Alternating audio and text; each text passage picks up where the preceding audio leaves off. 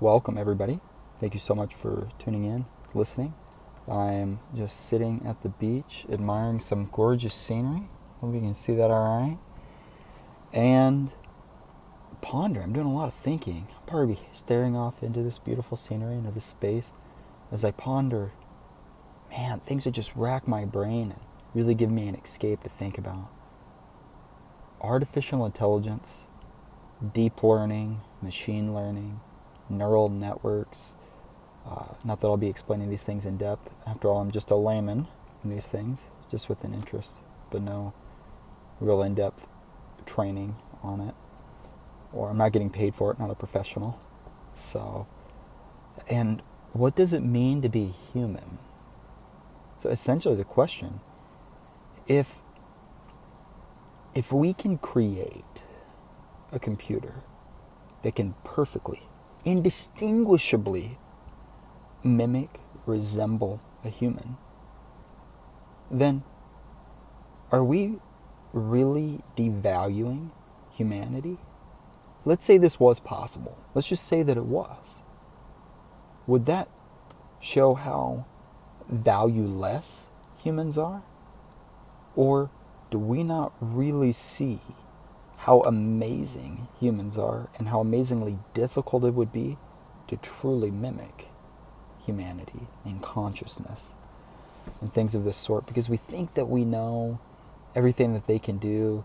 I mean, all of us have interacted and even probably helped build in some way, some user-friendly interface way, artificial intelligence.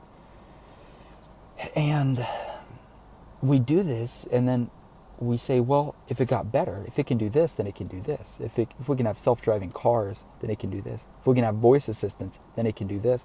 And we extrapolate all the way out that it can become indistinguishable from a human and thus equal to humans. Thus, we can put some sort of algorithmic, computer science-based value on life. So I'm going to pursue this thought a little bit. I'm going to think about this. So let's say, for all intents and purposes, that our goal is to build a robot that is indistinguishable from a human. Let's just say that's our goal.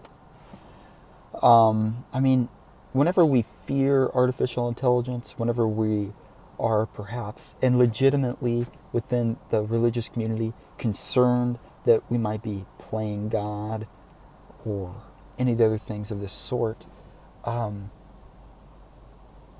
if that's our concern, I say we just dive head on and approach this thing. I mean, my personal view or angle is going to be, okay, let's say that it were possible and that we are trying to build some sort of silicon-based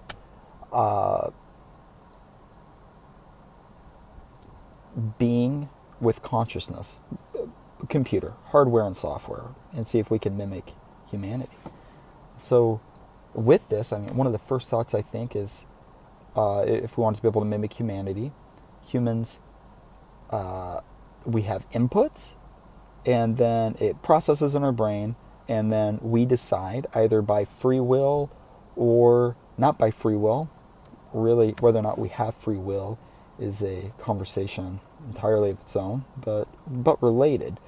So, again, I don't know if that's going to come up in this particular thought, whether or not we have free will or not, but we'll just put that as a Schrodinger cat.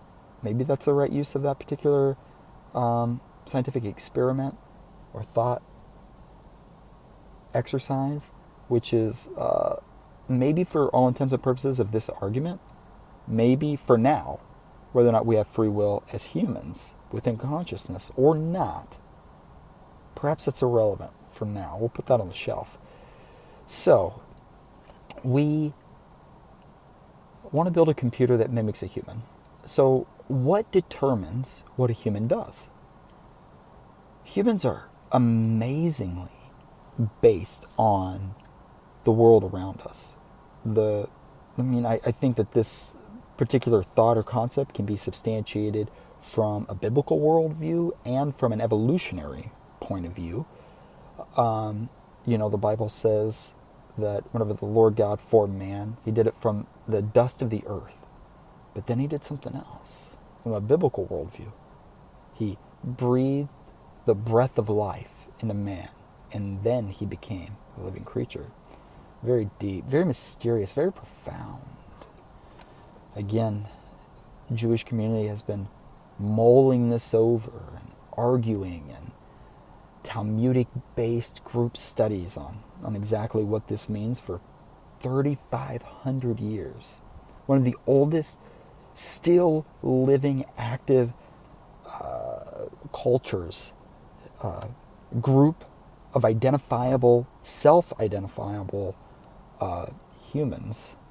The Jewish community has been mulling this particular scripture over. So what that means, I don't quite know, but I'm just going to do a quick extrapolation and say we're made of genetic code, of dirt. We're made of the 120 some elements, 92 of which are stable and have been found in nature. We're made up of carbon and oxygen and hydrogen and water and all these other things. Even our DNA molecules are. So there's definitely a machine-like, if I may impose that particular thought, a machine-like aspect of who we are. Even biblically, the idea is that we're carnal, we're flesh, but we have to obey but we have to allow our flesh to be under subjugation of our spirit, of our soul, of something else that seems to make humans, whether you want to believe this or not, transcend nature, the physicality of who we are is supposed to be brought into submission of something transcendent and greater, perhaps that breath of life, the image of God that we've been created in. Interesting side point. If at one point we weren't as humans, and then God created the earth, and then created us from the earth and breathed into us, and made us in his image, is it peculiar that we're interested in creating something like artificial intelligence in our image? To see if that would be possible, to see if we could interact with it, to see what it would do, to see if it could form free will of its own, if it could be interactive with us, if it could learn, if it could grow. What would it do? Whether or not it was just binomial code or ended up taking on some sort of perceivable life of its own.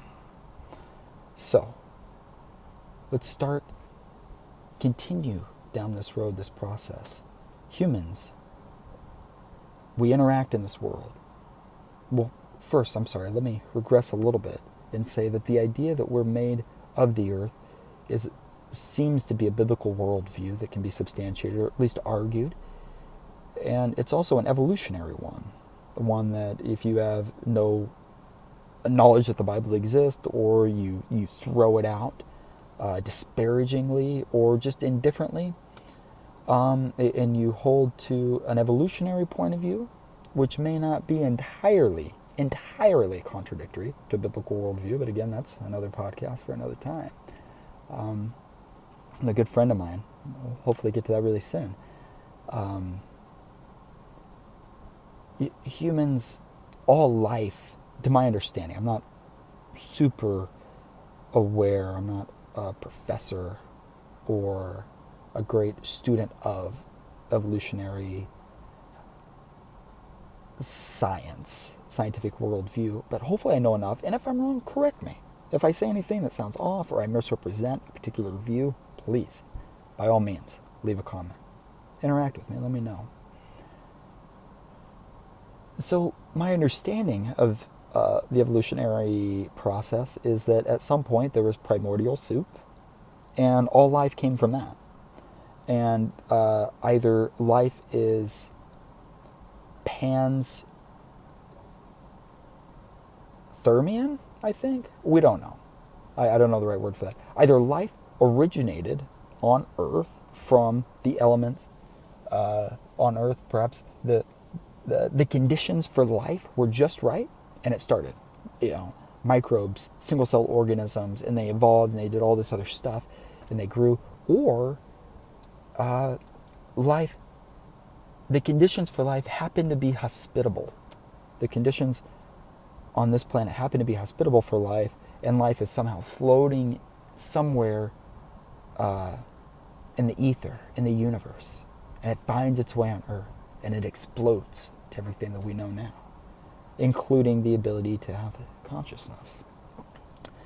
So I don't really want to debate this particular thought, if that's a solid worldview, if it's versus the Bible. But either way, again, whether or not we have free will, which I believe the Bible supports, or whether or not we don't, which, to my understanding, some humanistic or naturalistic worldviews may support that we don't, that we're just meatballs, pre-programmed with inputs and outputs, and we have no control over our decisions, including my decision to make this video, or your decision to listen to it. So if that's the case, may there for some reason be something put into the universe, into existence, that pushes more people to watch this video, to listen to this audio podcast on YouTube or whatever medium it happens to be out there. And may all of the naturalistic, humanistic programming work out in such a way, or perhaps the free will agency of a biblical worldview or non-humanistic worldview, evolved humanistic worldview, cause people to listen to it. And may YouTube and other advertisers be prompted by whatever forces may be out there to pay me advertising money. That would be marvelous. Again, no matter which one it is, it's irrelevant. I really want people to enjoy it. I want dopamine and adrenaline and spiritual growth to occur. I want conversation, dialogue, input, output in the form of human conscious conversation to be prompted from this. So, again, I digress. I apologize. Hopefully it was a pleasant digression. Back onto the path, the main goal, the focus. Our goal, build hardware and software that is indistinguishable to a human. This thought. It's interesting. Jesus said something. He said, whenever he was asked to have the people stop praising him or stop making such a big deal about him in the streets, he said, if I quiet these people, the very rocks will cry out for me. Well, this is a very peculiar thought, a rock crying out. It needs consciousness for that. At least, maybe not even consciousness, but it has to at least be an animal, living. It can't be inanimate. And then Jesus also said, you think it's a big deal that you're children of Abraham. God, if he wanted to, could raise up children to Abraham from these stones. This is quite peculiar. Is this saying that God can just create humans? I mean, again, as I think about this, obviously God can just create humans, but can humans be instantaneously created outside of, from a biblical worldview, the lineage of Adam? Or would God somehow rearrange the protons, the neutrons, the electrons, the quarks, the different gravitational atomic forces, the universal constants of the material within that rock, rearrange it into DNA, which could then grow into a human? And that DNA would have the same markers and the same signatures of Abraham, of Abraham. I don't know, but it's interesting that Jesus said this, and I wonder, I ponder, I pleasantly store in the back of my mind on the shelf of things I consider, if Jesus was saying something pertaining to this particular goal, focus of creating a human out of inanimate material. So, we can say that humans are just a few dollars worth, a few cents worth of carbon and other very simple material. And our very DNA, everything in the known universe, physical, is made up of these 92 naturally occurring elements. They're forged in the middle of stars within our universe. Hundreds of millions, billions, trillions of stars. Every single atom is forged via fusion or fission in one of these things. In fact, would it be too far to say, or irrelevant, to say that the very matter that makes us up is just stardust? And it perhaps didn't even all come from our local star. Perhaps our local star isn't big enough to create some of the heavier compounds that we find very prevalent on our Earth. In fact, I wonder, and maybe somebody can tell me, what is the heaviest element that our sun, our local star, is able to fuse together? And how does it put it out into the atmosphere? Does it only emit these particular elements after a supernova? I don't know. Nonetheless, humans, we have inputs. We have the ability, either created or evolved, undeniable, to interact with the world around us. We have sight. We can see the world. We're able to perceive light, granted a very narrow spectrum of light. Within our cornea, it's then refracted, and our brain interprets it. It interprets two-dimensional images and gives the sense of depth perception. We, as humans, and even animals, from a biblical worldview who don't have the breath of life, are able to interact with the world through sight. Very interesting. Sometimes very deceptive. We're also able to smell. Very interesting thing. I can't quote this. Again, feel free to look it up. Call me on it. Fact check me, if you will. Keep me on the straight and narrow. That our brain has a deeper ability to recall memories from smell than any other singular sense of the five senses that we have.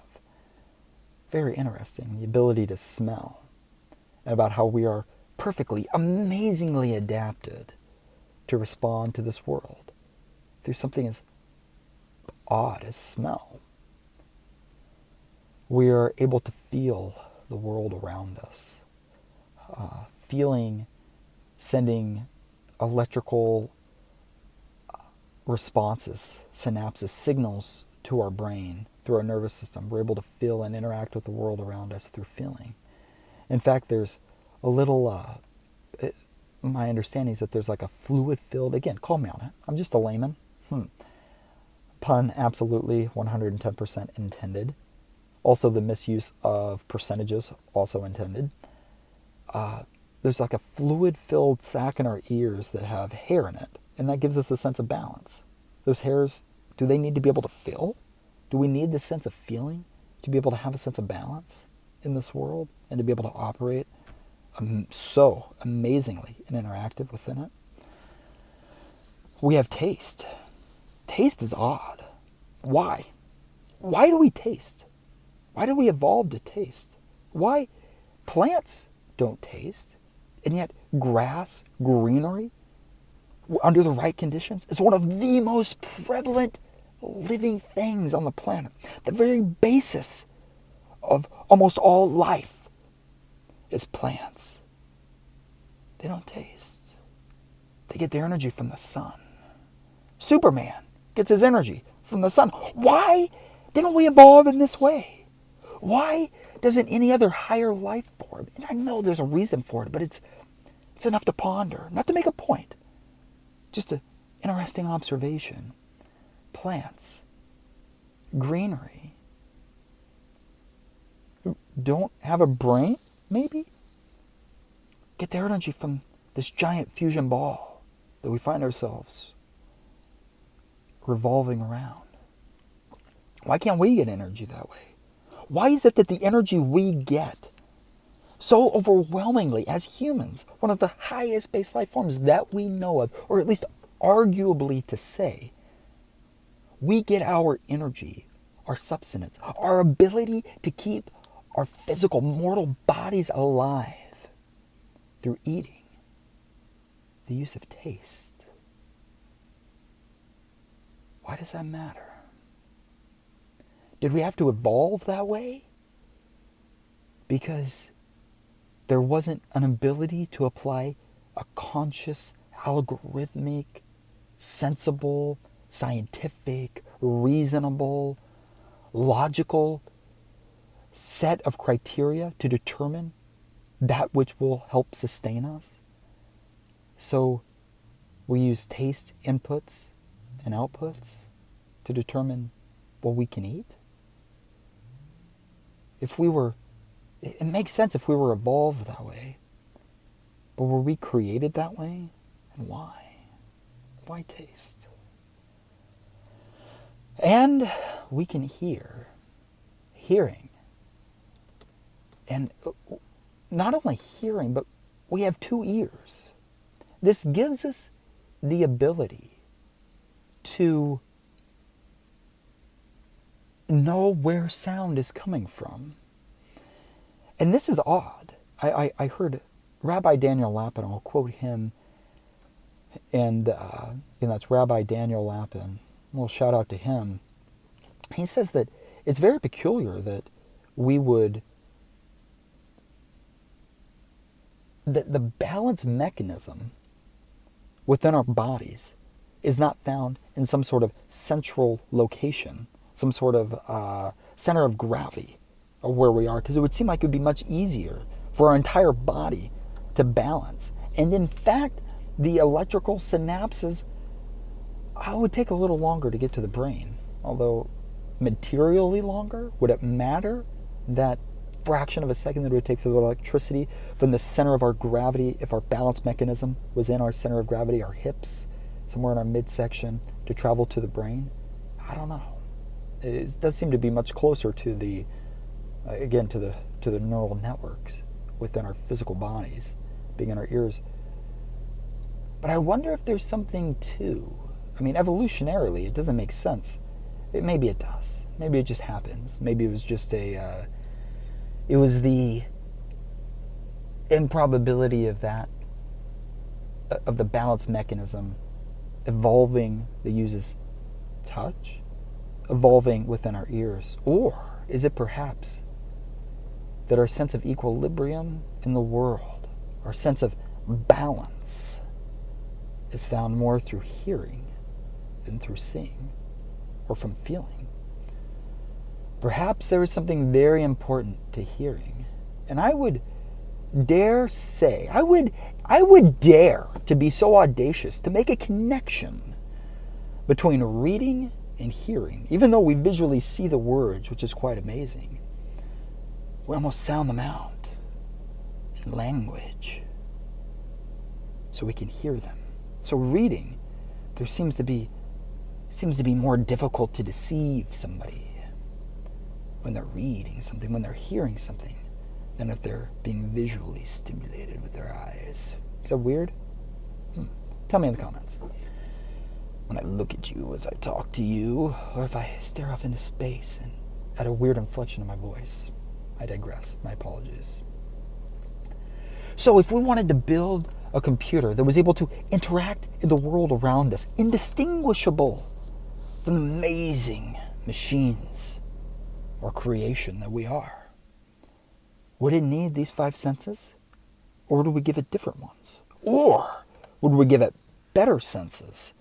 Instead of it only being able to see a very narrow spectrum of the array of light that's available in plethora amounts within our universe, within the known existence, would we let it see gamma rays and X-rays and ultraviolet rays, heat? Would we allow this machine to see more than we're able to see? How would it get its energy? Would it get it through taste? So would it care what food tastes like? Let's think about this. If we wanted to build something that was indistinguishable from a human, that could learn, they could have inputs to the world around it, would we craft this being so amazingly in tune with the world that it was created from? Or would we base it on different things? And if we based it on different things, if we based the inputs for this hardware, this software, this being, this robot, there's probably a better word to describe it, would it evolve and learn and care differently?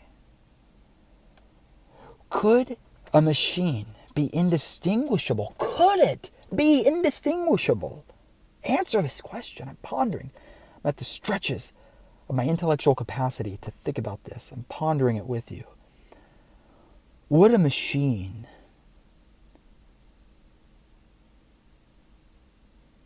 be uninteresting to study if it was programmed with different inputs, different ability to interact with the world around us?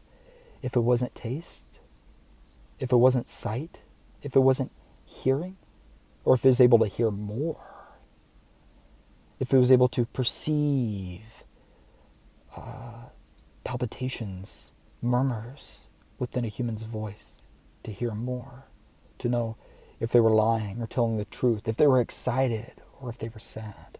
Would we allow it to see X-rays and be able to see through walls?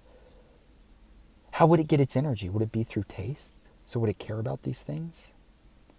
If our brains were created from a biblical worldview, from the world around us, because we cannot interact with the world around us unless we are alive and made of this world. In fact, life is for the living. There's something more to us from a biblical worldview and from my belief than just the physical nature of that which we are. But if we want to be in this physical world, if we want to be able to talk to others, we must have a body for the soul to be contained in. And looking at it from an evolutionary standpoint, if we are just naturalistically, improbably, overwhelmingly improbably created, the likes of which so improbable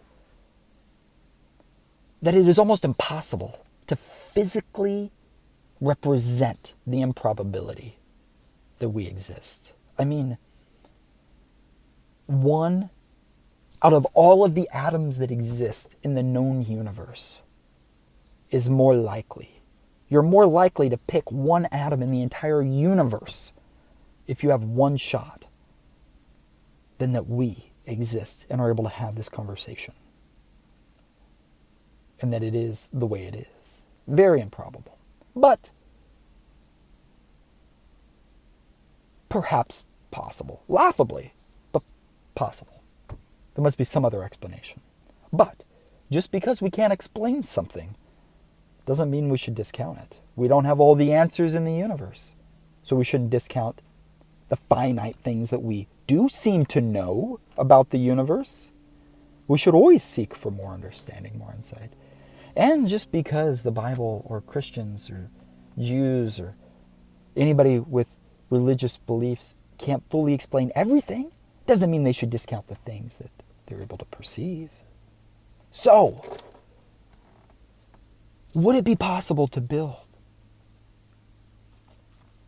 a machine that thinks and is indistinguishable from a human if we give it any other inputs than that which perceivably created humans?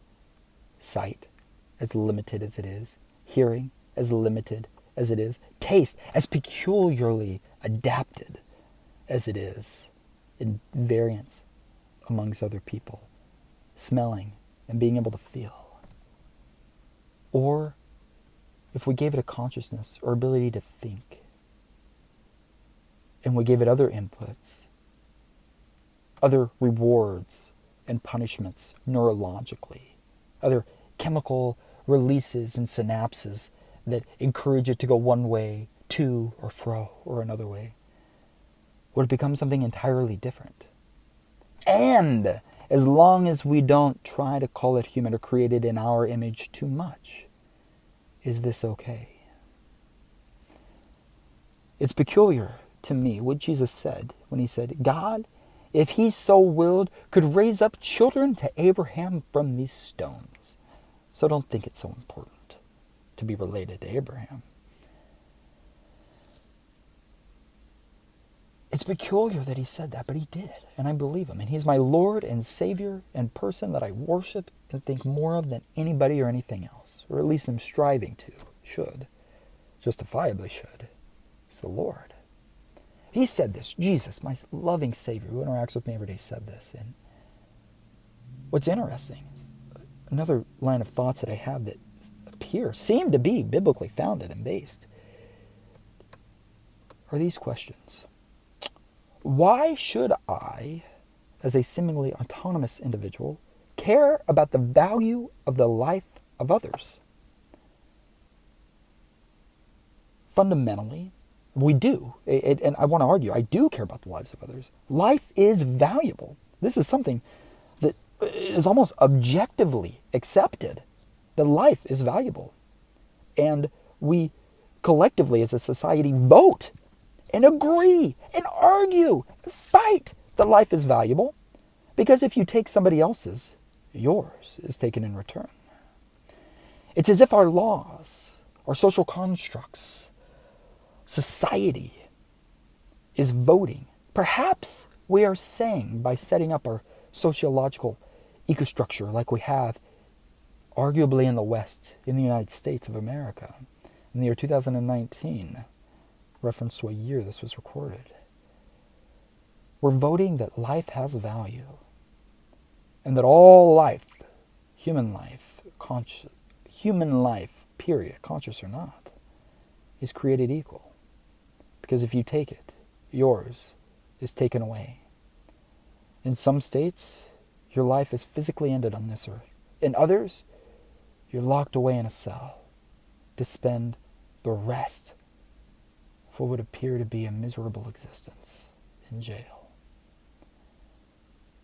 Few people will argue that life has value. And in fact, if somebody will argue that life is not valuable, or that the value of life is contingent upon a particular ideological view being held by the recipient of which their life's value is being calculated, they probably wouldn't be very open to free speech, I would guess. Would somebody who doesn't value life be open to free speech and arguing? So I would guess, I think it would be a probable assumption that if you're listening to this, you probably value life, or at least the impact that this conversation could have on lives around yours.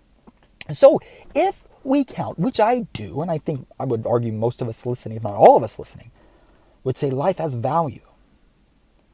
Why? Not does it, but why does it? I would say it's because we're connected. Because others are equal to us.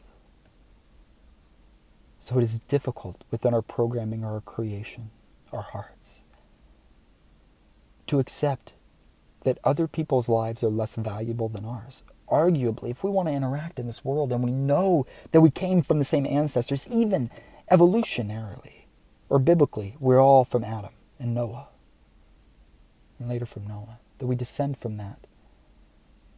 And if God didn't, as Jesus said, raise up descendants to Abraham from rocks, but if we're all genetically created, or even if he did raise up descendants to Abraham from inanimate objects that contain the 92 naturally known elements.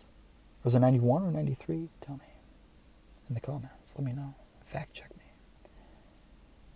They would still be related because of the genetic code connection. It sounds like Jesus is saying even if humans are brought into the gene pool and called a human, they can be brought into this shared existence of humanity and be able to say they have physical relation to Abraham as much as one who was born multiple generations, decades, centuries later, millennia later. It's interesting, this idea of adoption is extended to the Gentiles in New Testament credence and New Testament teaching and theology.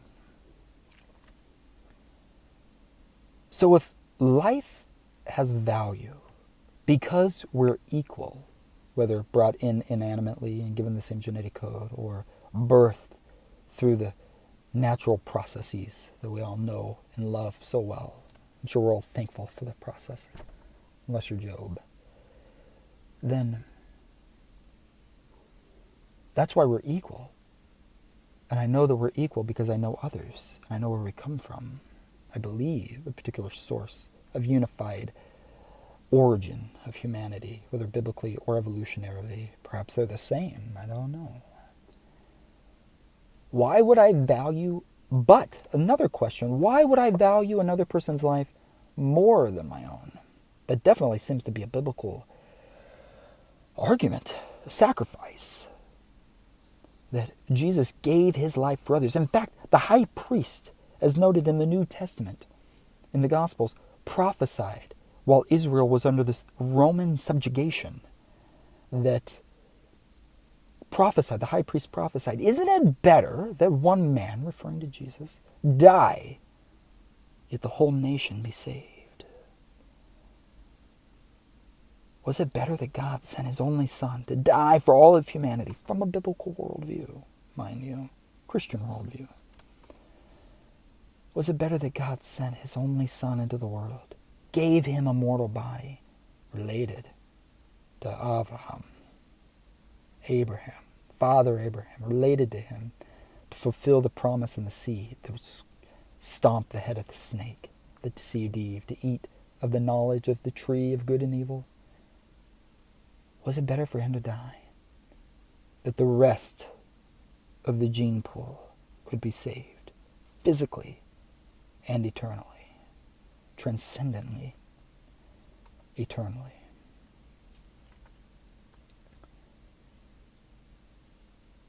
So, if other human life is equal to mine, thus valuable, thus the same as mine, just as valuable as I perceive my own, because we're related, then what would I have to know to make the lives of others more valuable than mine? I would say this takes knowledge of God to humble the value of your life below that of others who are arguably, evolutionarily, physically, genetically equal to you. Perhaps the thing inside of us, this breath of God,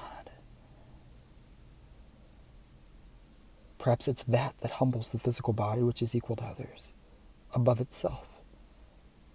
Perhaps this is an eternal, a transcendent quality that cannot be naturalistically, reasonably, logically concluded. But it is interesting, is it not? And now I am putting a little bit of a Christian plug in here.